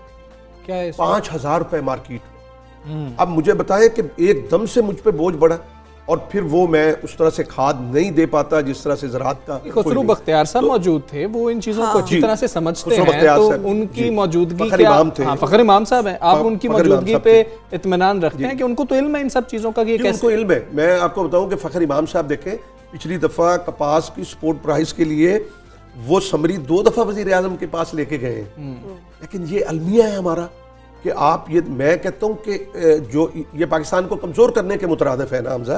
आप मुझे बताएं फरा कि आज हम ज़र मुबादला खर्च करके कि 55 लाख जो बेल्स हुई हैं, ये शर्मनाक बात नहीं है? अब कहाँ हम 1.5 करोड़ पे थे, क्या जो बाहर से ख़रीदी गई 45 लाख के लगभग इस वक्त तक जो है बेल बाहर से, वो ज़र मुबादला खर्च नहीं किए गए, डॉलर्स खर्च नहीं। हमारे मुल्क को इस चीज़ की ज़रूरत है। मैं कहता हूँ कि ये 5 साल के लिए ज़री एमरजेंसी नाफिज करें। आप तारीख उठाकर देख लें कि जिस मुल्क के अंदर ग्रीन रेवोल्यूशन आया उसने ही तरक्की की। आप सनत को देखें ना, सनत कैसे चलेगी? अगर गंदम होगी तो फ्लोर मिल चलेगी, कॉटन होगी। अच्छा, टेक्सटाइल देखें, इतना अहम शोबा है, उससे 6-7 और शोबे जो हैं वो मुंसलिक हैं। आप गारमेंट का शोबा है, आप लूम्स हैं, आप वेविंग है, आप जिनिंग है, अब मतलब इतनी चीज़ें उससे मुंसलिक हैं। बिल्कुल ठीक है। एग्रीकल्चर इमरजेंसी की जरूरत है। बहुत शुक्रिया आपका बुखारी साहब, आप आए, पाकिस्तान का हिस्सा बने, और ये जो किसानों का मामला है एक अहम मामला है। हुकूमत इस बारे में सोच भी रही है और उम्मीद करते हैं कि जो अब इजलास हुआ और कमेटी बनाई जा रही है, कुछ मुस्बत जो है इसका असर किसानों की जिंदगी में। Let's hope for the best. सुबह सवेरे पाकिस्तान। सवेरे पाकिस्तान। बात करते हैं कुछ मौसम की। वैसे तो तकरीबन ख़त्म हो रहा है मौसम, लेकिन अपने असरात छोड़ जाता है। तो जो असरात हैं उन पे कैसे हमने कवर करना है। हम बहुत सारी ऐसी चीज़ें खा रहे होते हैं जिसमें चाय कॉफ़ी का ज़्यादा इस्तेमाल है, हीटर्स बहुत चलते रहते हैं, जिसकी वजह से हमारी स्किन ज़्यादा निस्बतन ड्रायर हो जाती है। हाँ, पता नहीं क्यों हो जाता और रंग भी काला थोड़ा ज़्यादा हो जाता है। ये सारे मसाइल जो है ना हमें सबको फेस करने पड़े होते हैं, लेकिन लड़के जो हैं हमेशा की तरह मानते नहीं हैं। लेकिन ख़वातीन जो है ज़रा इसका इजहार जल्दी कर देती हैं, तो शायद उनके ऊपर जो है ना सारा मलबा आ जाता है। हम इजहार नहीं करते, मसले हमें भी होते हैं। जी जी जी, इजहार भी करते हैं और उसका हल भी निकालते हैं। सो ये यहाँ पे हमारा जो है ना ये, और ये आप भी जानते हैं कि लड़का हो या लड़की हो, खूबसूरत नजर आना, अच्छा दिखना हर एक का हक भी है, हर एक चाहता भी है। सो मौसम की जो खुश्की है उसकी सबब जो रंगत मान पड़ जाती है, जो चमक दमक गुम हो जाती है, उसको वापस लाने के लिए क्या किया जाए, ये हम आपको गाइड करेंगे अपने इस सेशन में, जहाँ पे हम बातचीत करने जा रहे हैं ताहिरा शाहिद साहिबा से, डर्मेटोलॉजिस्ट हैं। अस्सलाम वालेकुम, good morning and thank you for joining. फरमाइएगा, ये सर्दियों के जो असरात आ जाते हैं हमारी स्किन के ऊपर, इनको टर्न अराउंड कैसे किया जा सकता है? सबसे पहली बात तो ये है, आपने बहुत ज्यादा मॉइस्चराइज करना है अपने स्किन को, और मॉइस्चराइज करने का यही तरीका है कि अच्छा सा मॉइस्चराइजर यूज कर लीजिए फॉर एक्स्ट्रा ड्राई स्किन। सेरावी हो गया, फिजियोजेल हो गया। दूसरा, अपनी डाइट के अंदर आप ओमेगा 3 फैटी एसिड होता है या विटामिन ई टैबलेट, इसको एज ए सप्लीमेंट ले सकते हैं रोजाना, एक for a period of just 2 और 3 मंथ्स। और साथ साथ आप ह्यूमिडिफायर का इस्तेमाल कर सकते हैं, या अपने हीटर के ऊपर कोई भी पतीला रख लें जिससे जो कि हर वक्त उबलता रहे और स्टीम आती रहे। ये सारे वो तरीके हैं जिससे काफी बेहतर हो सकती है आपकी स्किन। दूसरा, आजकल तो धूप भी अच्छी है, थोड़ा धूप में जाइए, एक्सरसाइज कीजिए सनस्क्रीन पहनकर, और इससे आपके बिल्कुल हो जाएंगे। जितना ज्यादा आप हाइड्रेटेड रखेंगे, पानी ज्यादा पिएंगे, और नहाने के बाद थोड़ा सा ऑलिव ऑयल डाल लें पानी में, लास्ट जो बकेट ऊपर डालते हैं उसमें ऑलिव ऑयल हो, अच्छा सा ऐसा वो यूज कीजिए, सोप जो बहुत ज्यादा ड्राइंग ना हो, जिसकी बहुत ज्यादा स्ट्रॉन्ग इंग्रेडिएंट्स ना हो, तो ये आपकी बिल्कुल सही हो जाएगी स्किन और मॉइस्चराइज रहेगी। पानी ज्यादा पीजिए थ्रू आउट द डे।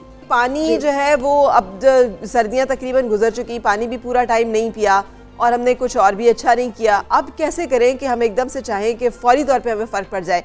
तो जो आप बता रही हैं तो थोड़ा लॉन्ग टर्म रूट है ना, क्या कोई लोकल एप्लीकेशंस भी ऐसी हैं जिसके लगाने से हमारे मसले हल हो जाएंगे?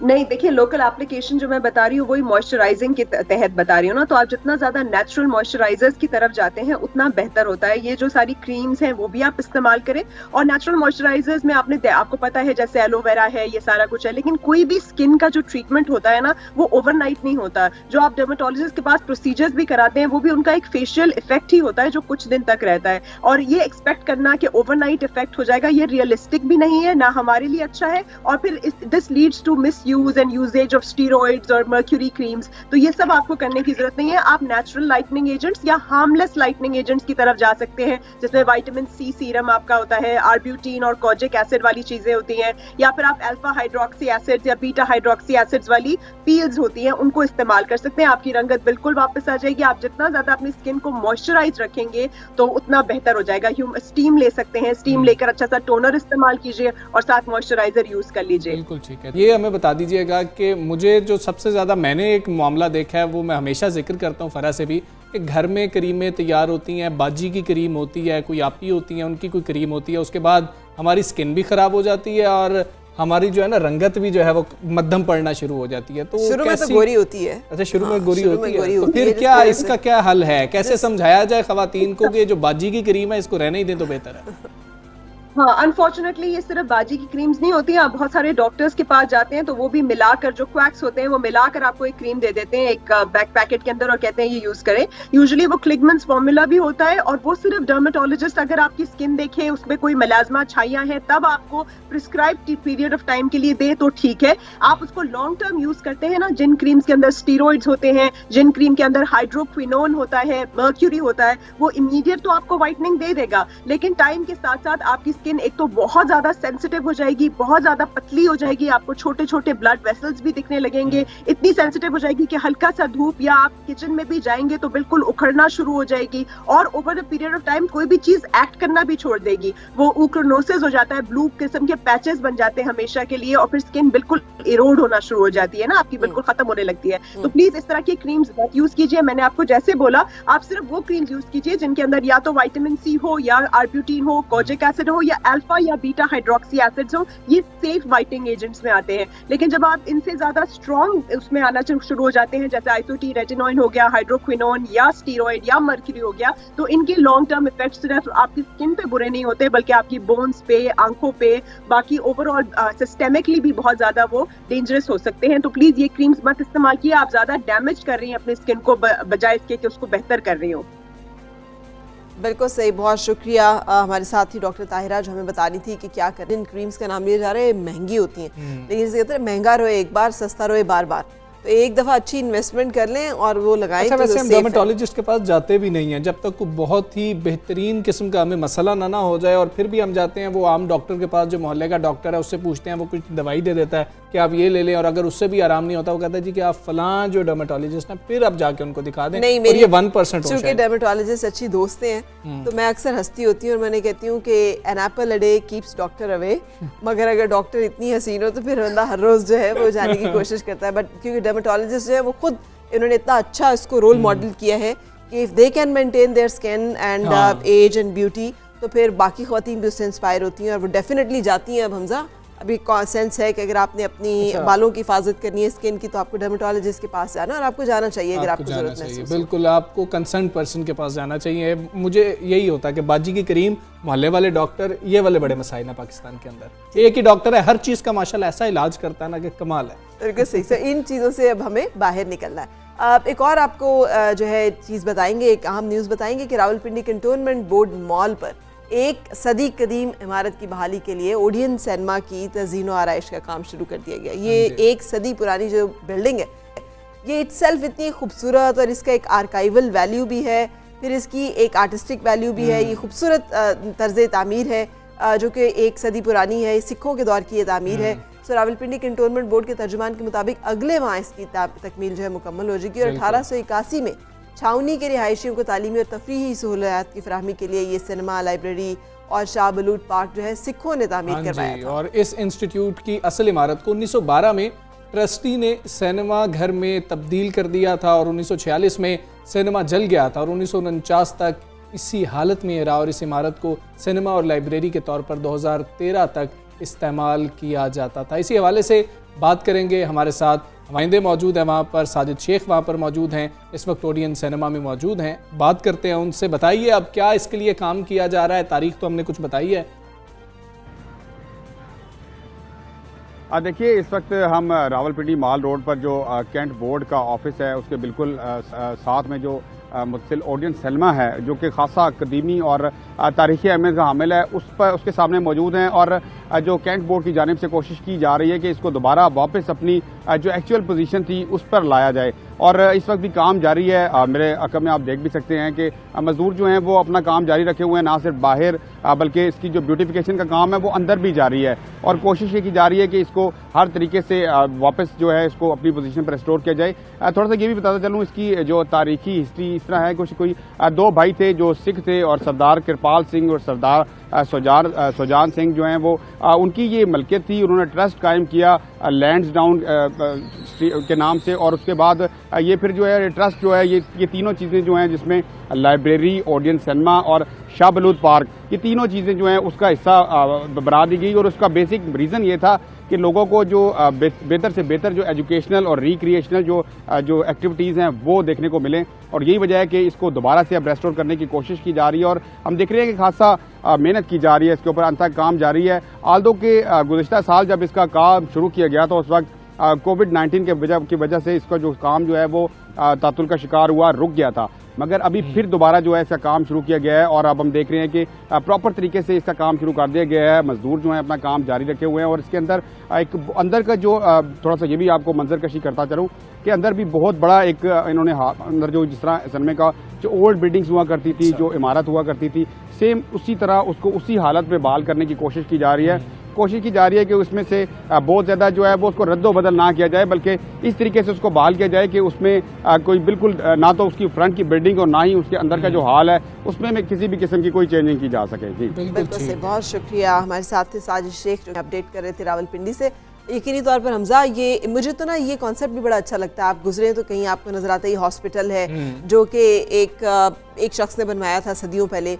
ये अब जैसे हम बता रहे हैं ओडियन सिनेमा है, शाह बलूत पार्क है, सो ये तमाम कॉन्ट्रीब्यूशंस आजकल के दौर में हम नहीं सुनते। ऐसा बिल्कुल हमारे कितने पैसे वाले लोग हैं, कहाँ पे हम बहुत कम फलाही और रिफाही इस तरह के जो एक्टिविटीज़ और तंजीमें और चीज़ें देखते हैं जहाँ पर के लोग अपनी तरफ से जो है अपनी डोनेट करते हैं, कोशिश नहीं कर रहे होते जायदाद या अपनी वक्त या अपना सरमाया, और उसके तहत लोगों को हेल्प करने की कोशिश करते हैं। तो ये हमारा एक अच्छा कल्चर है। ये सोचा नहीं जाता कि शायद फ्यूचर में जाके इसको भी वही हैसियत हासिल हो जाएगी जिन तारीखी इमारत का हेरिटेज का हम जिक्र कर रहे होते हैं, हम ये सोचते ही नहीं है शायद। बिल्कुल। सो ये जहाँ पे बिल्डिंग्स को हम रिस्टोर करें, वहाँ इस खूबसूरत कल्चर को भी रिस्टोर करने की ज़रूरत है, जहाँ पे डोनेशंस देना, लोगों का सोचना, उनकी वेलफेयर के प्रोजेक्ट्स जो है उनको भी इनिशिएट करना ज़रूरी है।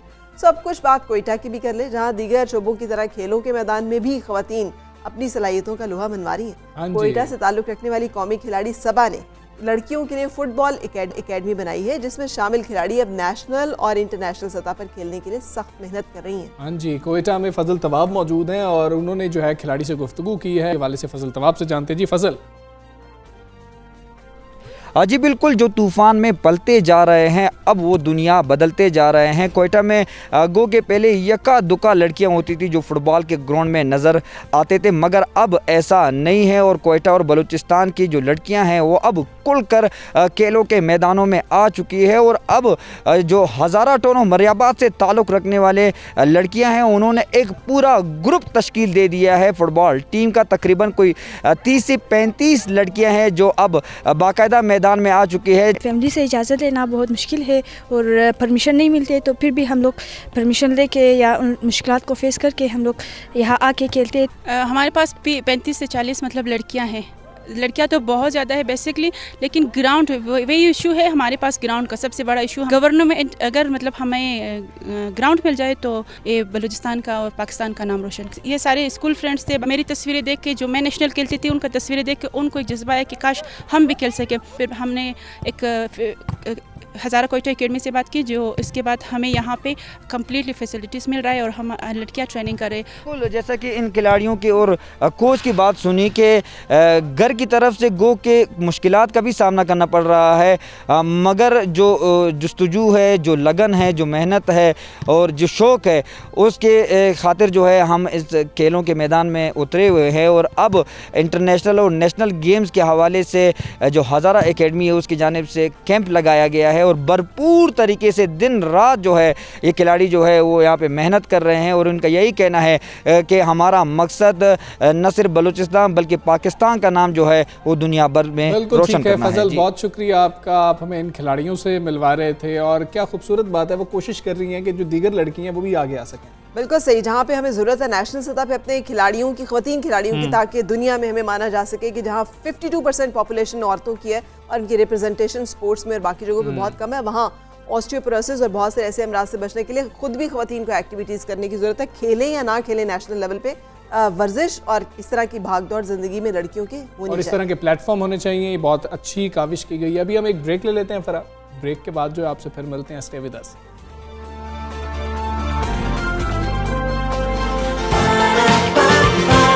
सुबह सवेरे पाकिस्तान, सुबह सवेरे पाकिस्तान। वेलकम बैक टू सुबह सवेरे पाकिस्तान। और अब हम आपको बताएंगे कि छोटे डैम बड़े फायदे।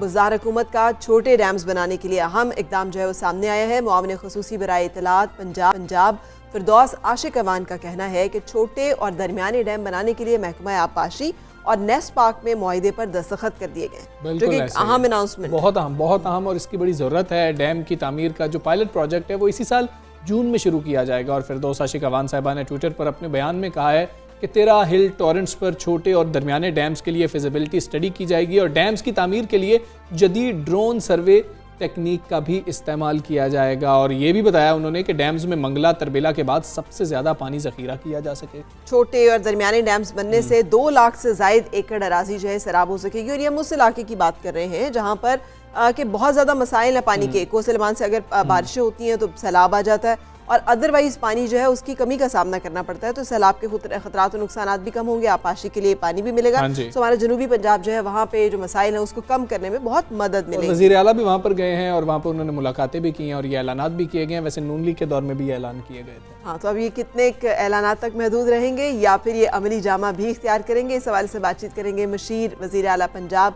हनीफ खान पताफी से। अस्सलाम वालेकुम पताफी साहब, शुक्रिया वक्त निकालने के लिए। फरमाइएगा, क्या ये मंसूबा जल्दबाजी में शुरू किया जा रहा है? इसके बारे में मुकम्मल प्लानिंग हो चुकी है, फंड्स एलोकेशन हो चुकी है, कब तक मुकम्मल हमें दिखाई देंगे?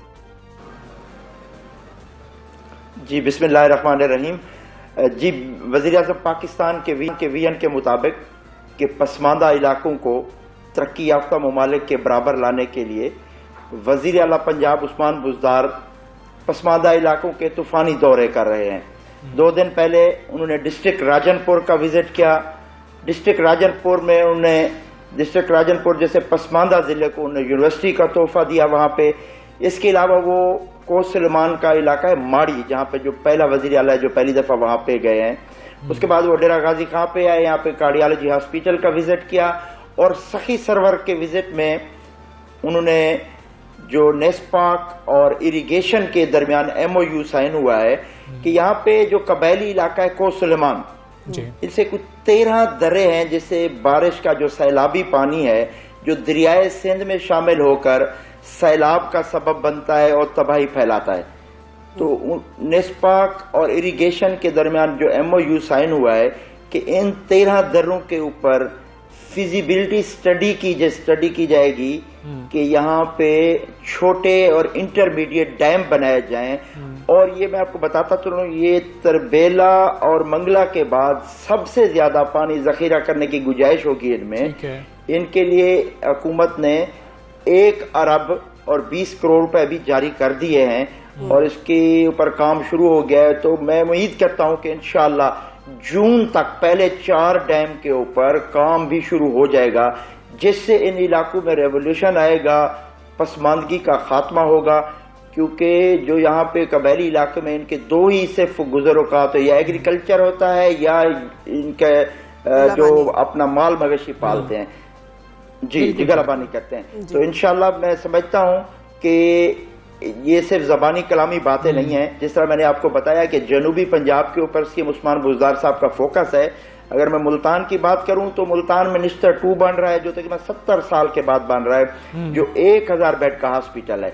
डेरा गाजी खां जैसे आखिरी जिला में कार्डियोलॉजी हॉस्पिटल बन रहा है। और अब एग्रीकल्चर के हवाले से बड़ी जो खबर आ रही है कि इंशाल्लाह ये छोटे और इंटरमीडिएट डैम बनेंगे, इससे इन इलाकों में खुशहाली। बिल्कुल ठीक है। हनीफ पताफी साहब, हमें ये बताइएगा, क्या इसी दौरे हुकूमत में ये डैम्स मुकम्मल हो जाएंगे? मुकम्मल कब तक होंगे? कितना टाइम दरकार होगा? पायलट प्रोजेक्ट का आप जून तक का जिक्र कर रहे हैं।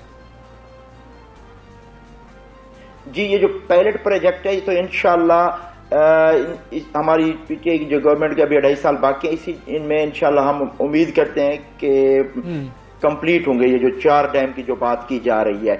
तो बाकी 13 जो है उसके ऊपर भी अभी फिजिबिलिटी की स्टडी हो रही है।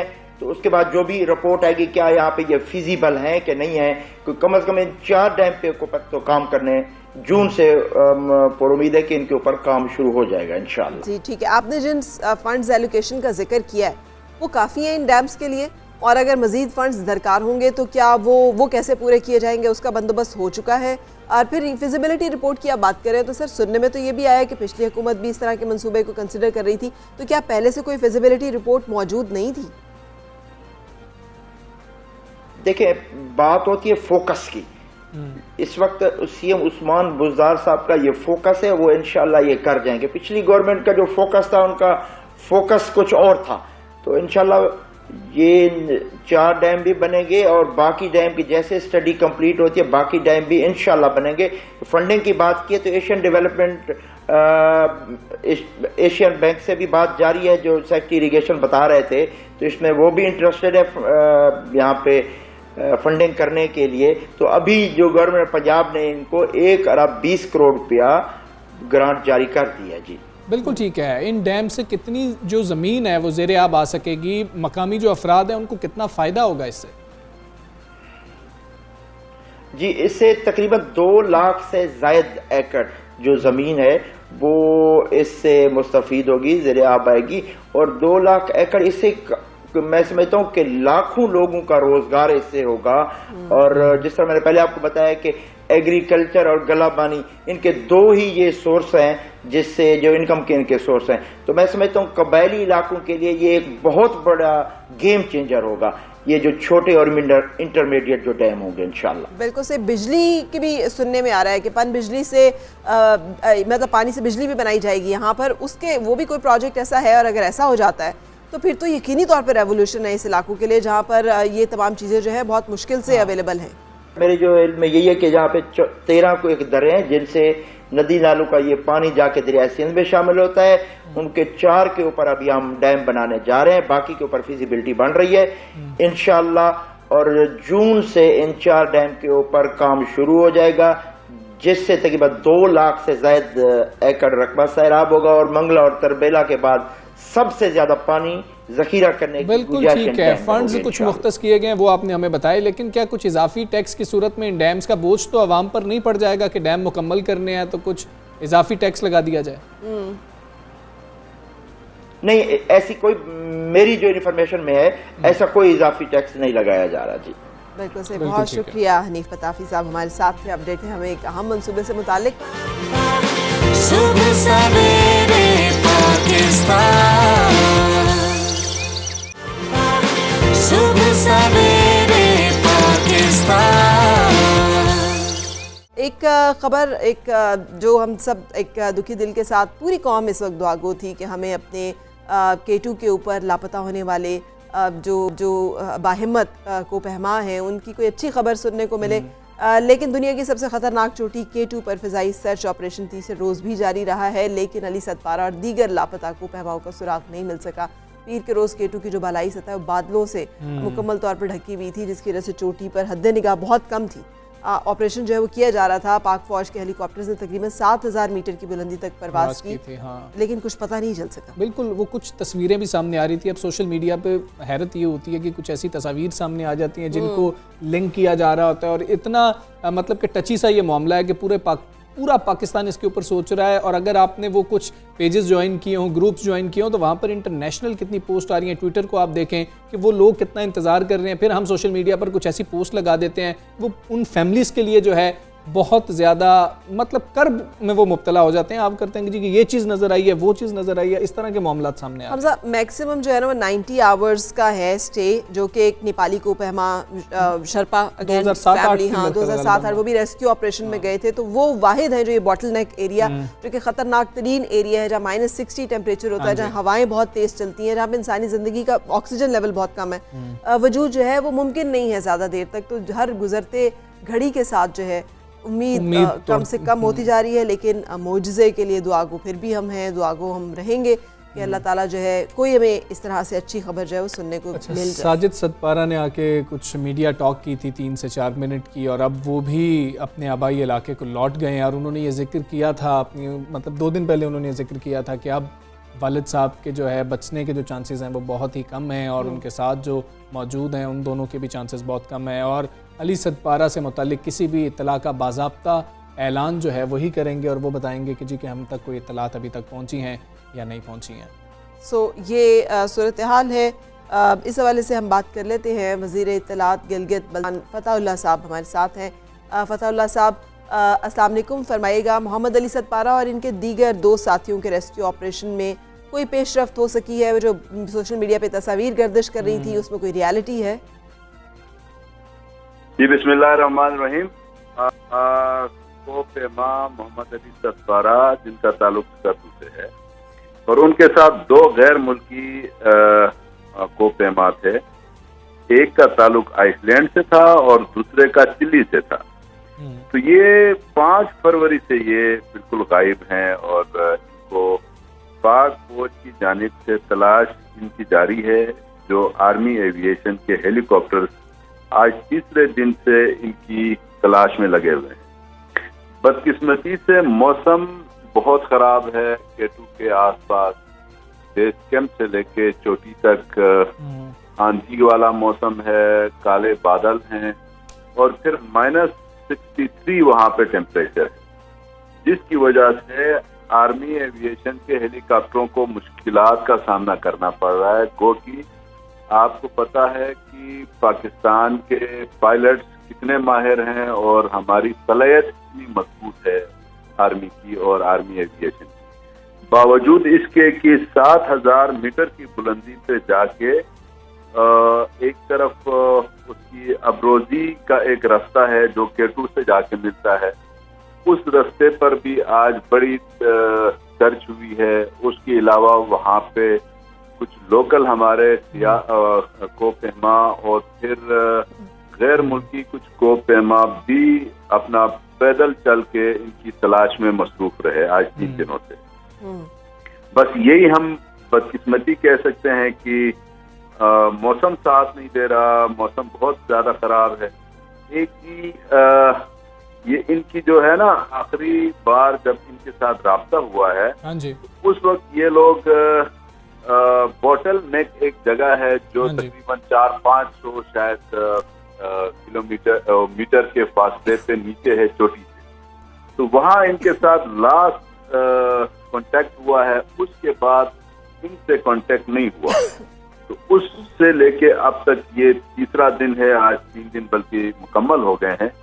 तो वो गहरी धुंध और तेज हवाओं की वजह से मिशन अभी तक कंप्लीट नहीं हुआ। फतेहुल्लाह साहब, जिस तरह से हम बात भी कर रहे थे, खबरें भी सामने आ रही थी कि साजिद सतपारा जो हैं वो अपने आबाई इलाके में वापस चले गए हैं, और वो तो 2 रोज़ पहले ये बात कर रहे थे कि उम्मीद जो है वो अब ख़त्म हो गई है। तो मोहम्मद अली सतपारा और उनके दीगर जो 2 गैर मुल्की साथी हैं, उनके रेस्क्यू के लिए इस वक्त क्या वसाइल इस्तेमाल किए जा रहे हैं, आगे का क्या प्लान तरतीब दिया गया है? क्योंकि साजिद सतपारा के वापस चले जाने से जो है काफ़ी सवालात जन्म ले रहे हैं।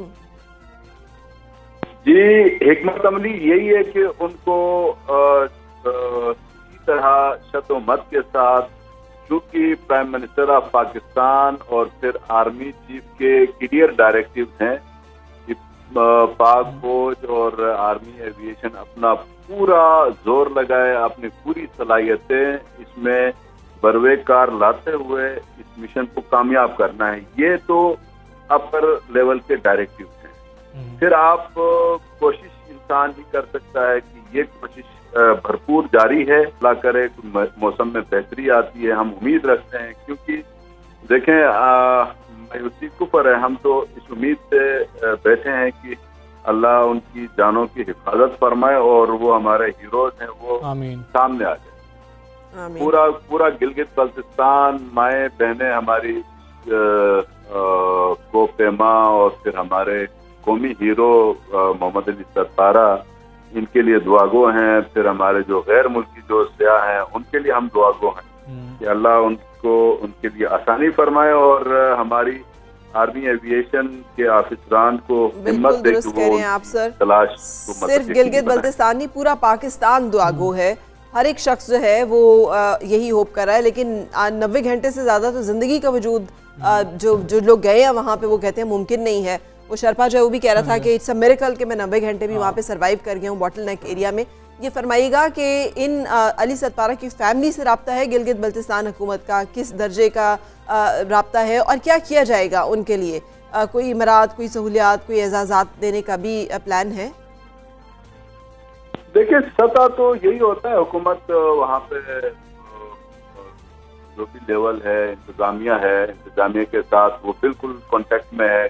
कमिश्नर बल्तिस्तान डिवीजन उनके साथ राब्ते में है, हमारी गवर्नमेंट उनके साथ राब्ते में है, और वो तो बड़ा ही हिम्मत वाला जवान है, अल्लाह उसको जिंदगी दे और हिम्मत मजीद दे। वो उस आर्मी एविएशन के उस मिशन के साथ वो खुद चल के गए हैं उसकी तलाश में हेलीकॉप्टर में। तो ये उसकी बड़ी हिम्मत है कि अपने वालिद मोहतरम की तलाश में वो गए हैं। वो खुद चूंकि एक अच्छे कोपेमा के तौर पे गए थे, लेकिन आधे रास्ते से कुछ सांस की उसकी वजह से उनके वालिद ने उनको रिक्वेस्ट करके वापस भेजा था। बिल्कुल ठीक है, राब्ते का आपने बता दिया। फतेहुल्लाह साहब, ये भी बता दीजिएगा कि वो हमारे कौमी हीरो हैं अली सतपारा, तो उनके लिए कोई एजाज़, उनकी फैमिली की दिलजोई के लिए हुकूमत क्या कर रही है? अव्वल तो हम दुआगो हैं कि जी वो रेस्क्यू हो जाए, नंबर 1। नंबर 2, रेस्क्यू हो ना हो, हर दूसरी सिचुएशन में, हर दूसरी पोजीशन में इंशाल्लाह वो इस किस्म के हमारे हीरो हैं कि वो नेशनल अवार्ड के बेहतरीन कारकर्दगी के अवार्ड के लिए गिलगित बल्तिस्तान की गवर्नमेंट उनके लिए रिकमेंडेशन देगी और उनका बेटा साजिद, उनको हम गिलगित बल्तिस्तान की गवर्नमेंट जो है वो इस हद तक उनको हम प्रमोट करेंगे हर लिहाज से कि आइंदा जो भी कोपेमा का जो भी फील्ड में है, जो भी एक्सपीडिशंस हैं, जो बाहर से आते हैं, मुल्की हैं, गैर मुल्की हैं, उनको बहुत बड़ा हौसला मिले कि कौम का फख्र जो है सर बुलंद करना ये कोई आसान बात नहीं होती है। अदरवाइज तो इनका रिकॉर्ड तो पहले से था मोहम्मद अली सतपारा का, वो नंगा पर्वत पिछले साल बगैर ऑक्सीजन के उन्होंने सर किया था। सिर्फ पाकिस्तान का झंडा उसके ऊपर, केटू के ऊपर लहराने का उनका मकसद था। इंशाल्लाह ये कौम, ये हुकूमत इनको मायूस नहीं करेगी ना ऐसा, इंशाल्लाह आप मुतमईन रहे हमारी पूरी कौम। बिल्कुल ठीक है। वज़ीर इत्तलात गिलगित बल्तिस्तान फ़तेहुल्लाह साहब सुबह सवेरे पाकिस्तान से बात कर रहे थे और हम सब दुआ गो हैं, हम सब दुआ गो हैं कि अल्लाह करे कि वो अली सतपारा और उनके जो दोस्ती हैं वो बिल्कुल सही सलामत वापस आ जाएं और कोई बिल्कुल मौजज़ा हो जाए। बिल्कुल बिल्कुल हमजा। और ये बहुत मतलब तकलीफ़देह बात है कि किलर माउंटेन केटू को कहते हैं, 77 से ज़्यादा कोपहमा जो हैं वो यहाँ पर ज़िंदगी की बाजी हार चुके हैं। अफसोसनाक ये है कि हमारे तीनों कोपहमा जो हैं अभी तक लापता हैं और जैसे बताया जा रहा है बार बार कि वहाँ पर सर्वाइवल मुमकिन ही नहीं है। तो हर गुजरते वक्त के साथ उम्मीदें जो हैं वो कम से कम होती चली जा रही। अली सतपारा, उनकी टीम के लिए और कश्मीर के लिए दुआ करें। हम लोग भी दुआ गो हैं, पूरा पाकिस्तान, पूरी दुनिया वैसे दुआ गो है कि जो दिल रखते हैं ना वो इनके लिए दुआ गो। बिल्कुल। सो इंशाल्लाह आपसे कल मुलाकात होगी, उस वक्त तक के लिए अल्लाह हाफ़िज़।